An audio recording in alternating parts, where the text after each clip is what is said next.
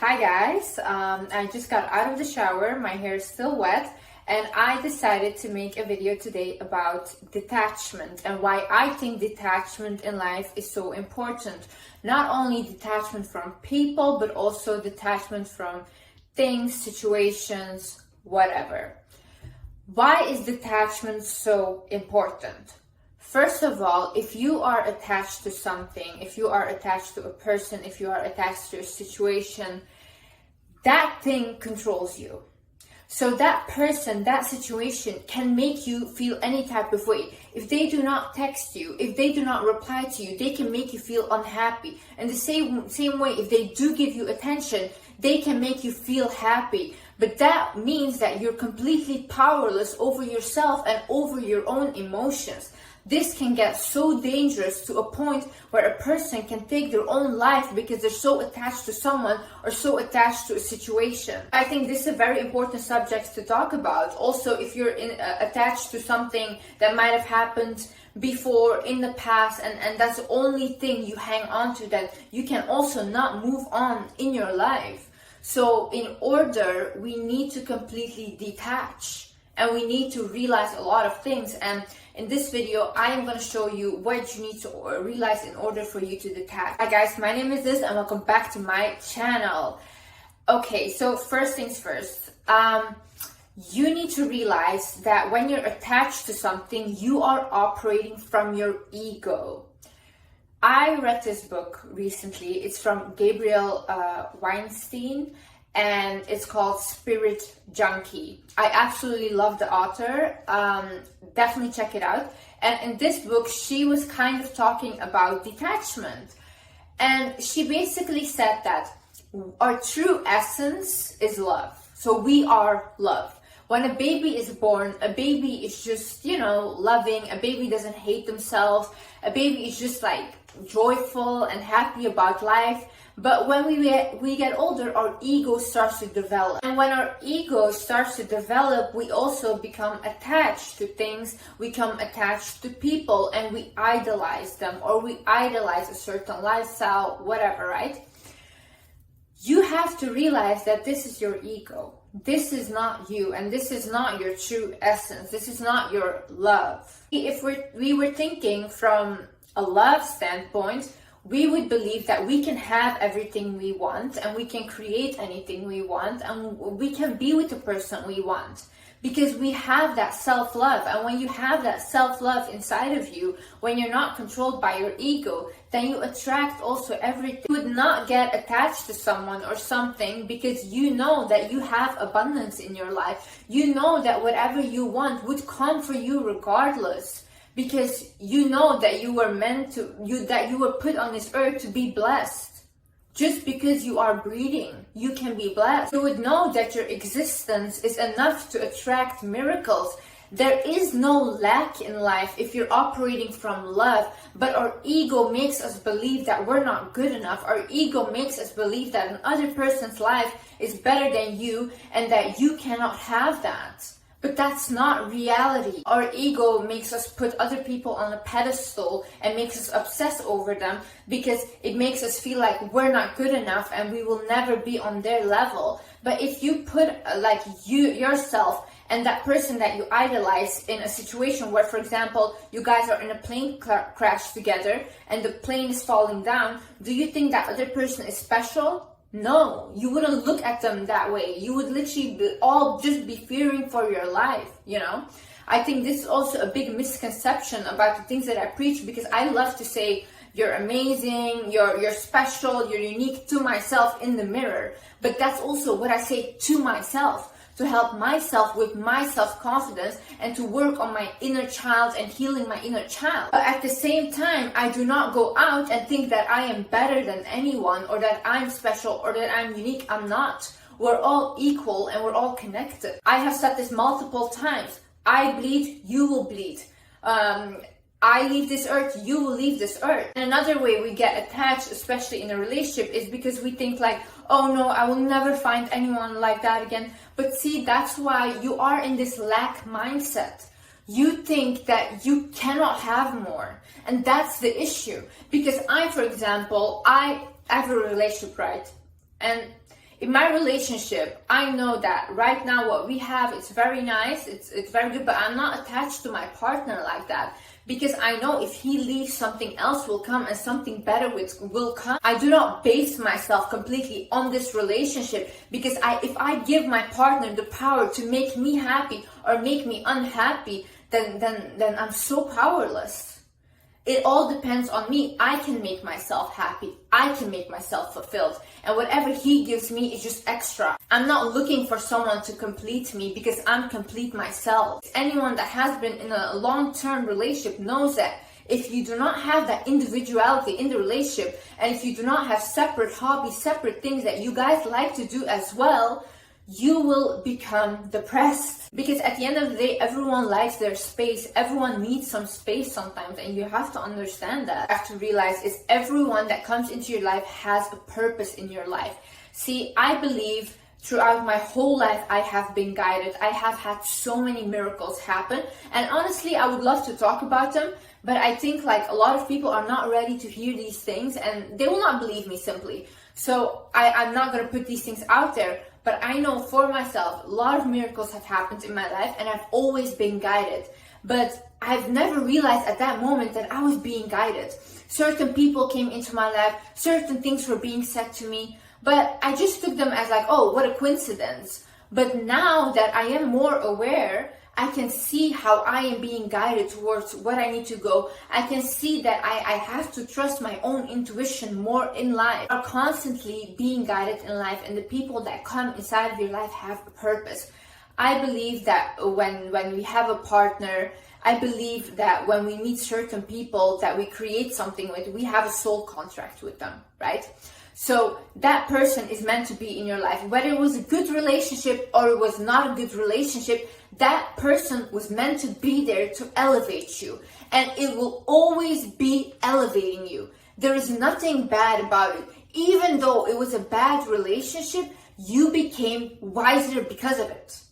You learned a lot about yourself and about other people. And that person was meant to teach you that. That person was supposed to show you a side that you need to work on in life. I believe we are put on this earth to work on our traumas. I believe that we are put on this earth to constantly evolve and learn more and be willing to learn and become more conscious. I've had conversations with doctors. I've had conversations with artists. I've had conversations with other YouTubers that when I sat down and I talked to them, they made me realize so much about myself. And they said the same thing. They said, Liz, I can see that we were meant to meet because you made me realize this. And now I can go work on this because it turns out I still am triggered by this situation and I didn't know. So when these people come into your life, do not look at it as like, oh my God, like what is happening? No, what is this teaching me? What do I have to deal with that I didn't realize before? When you see that everyone has a purpose, you can also see that, oh, okay, when this relationship ends, that person did his purpose. You did your purpose in his life, he did his purpose in your life, and then you guys were meant to separate. You guys were only meant to be together for a period of time, and when the contract ended, you guys were meant to separate. And when you have that understanding that life works that way, it becomes much easier to not attach yourself because you can see the value of the relationships, of the friendships, of the people in your life. Another thing is you need to stop creating fantasies about the situation, about this person. We as humans, we naturally like to fantasize, right? But if you start to do that, you can make this person into something, or this situation into something that they're not. And after that, you get upset because you think, oh, why did they do that? Because you created a false fantasy in your head about this person. But honey, they were never that person. You did that to yourself by creating this attachment. You have to go into situations, whether it's a job, whether it's a relationship, thinking it just is what it is. It will be what it is, you know? Just go with the flow and don't try to create, oh, it has to be like this. Oh, this has to happen, whatever. No, that means that you're not living in the present moment. If you're not living in the present moment, You will never be appreciative of it, first of all, and it will never be good enough for you. It will never be good enough because you know what? People cannot live up to your fantasy in your head because your fantasy is not real. You're talking to real people.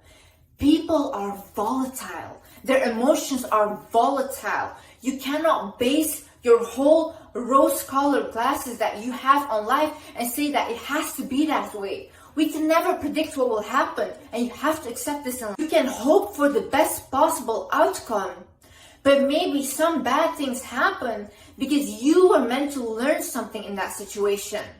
But you did not calculate that in your fantasy. You just thought, I want everything to be perfect. But what if something bad happens, then you get sad about it, and then afterwards it would be perfect. So it doesn't go your perfect plan way, but another way. The thing is, get a life. Like, honestly, I think people that are so attached to other people, that are so attached to situations or whatever, I think these people have no life. Like, honestly, because how can you even have the time to constantly focus on someone else? If you're constantly focusing on someone else, or if you're waiting on your phone, like, please text me, like, do you have nothing to do? Honestly, you have nothing to do. If you don't have a life, get a hobby, get passionate about something, learn a new skill, go outside, go for a walk, but don't be constantly in your head like, oh my god, like, when are they gonna text me, when are they gonna do this? Like, calm down. And it's just desperate, it's unattractive, because it's like, this person is your whole thing. Like, this person can literally make you depressed in a second if they don't reply. It's embarrassing, to be honest, to be like that. If you're focusing on yourself, if you're focusing on getting better, that way, if that person texts you, if they don't text you, you don't really care. It's nice, it's cute and all these things. But when you're so focused on yourself as well, then, like I said, they just add value into your life. They don't give you your worth because you define your worth already.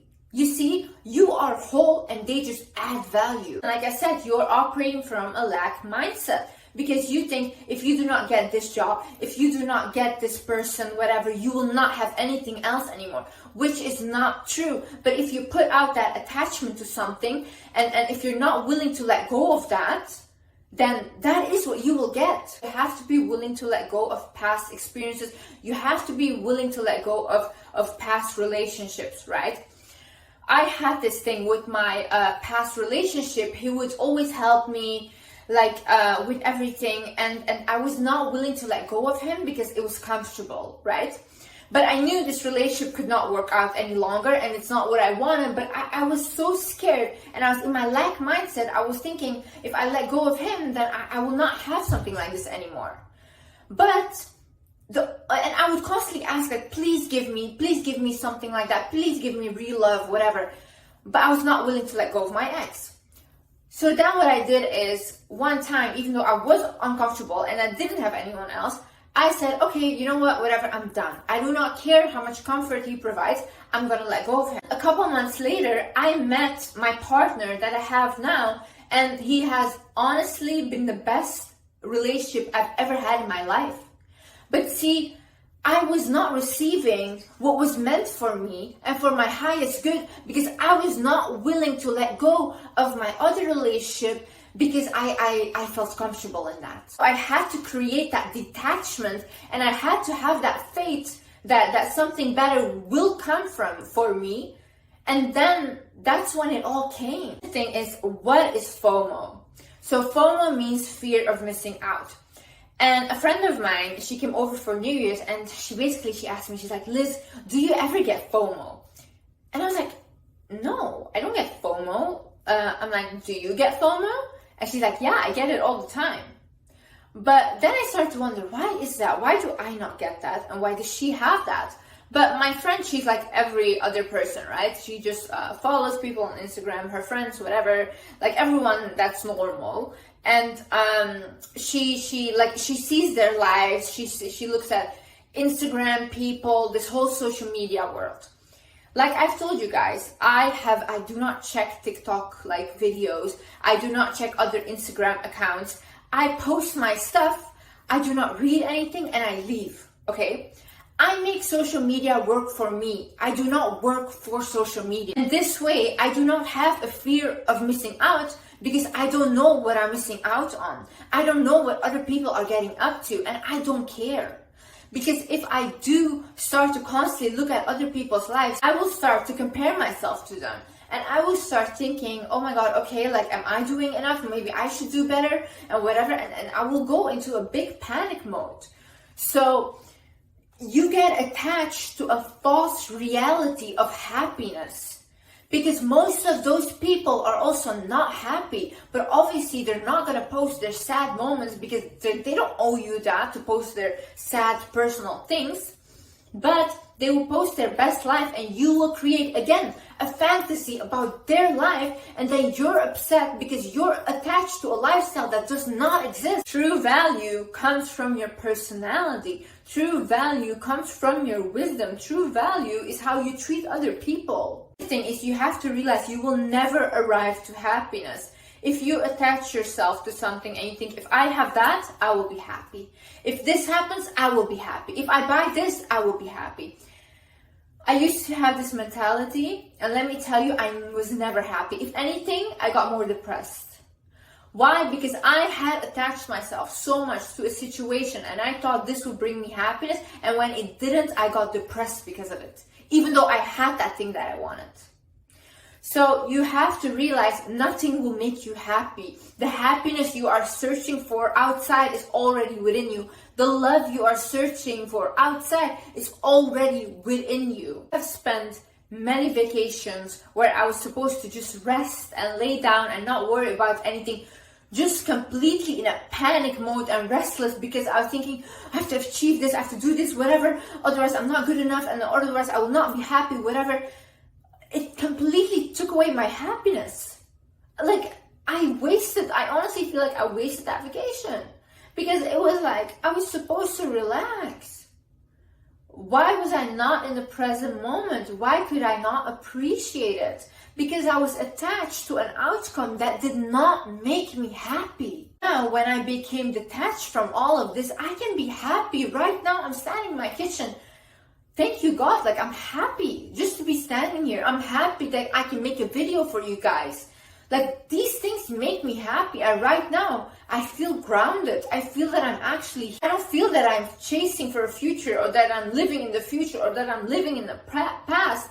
No, I'm actually in the present moment, and I'm enjoying what I'm doing on a minute-to-minute basis. If you want to detach, you also have to realize that you will never leave you.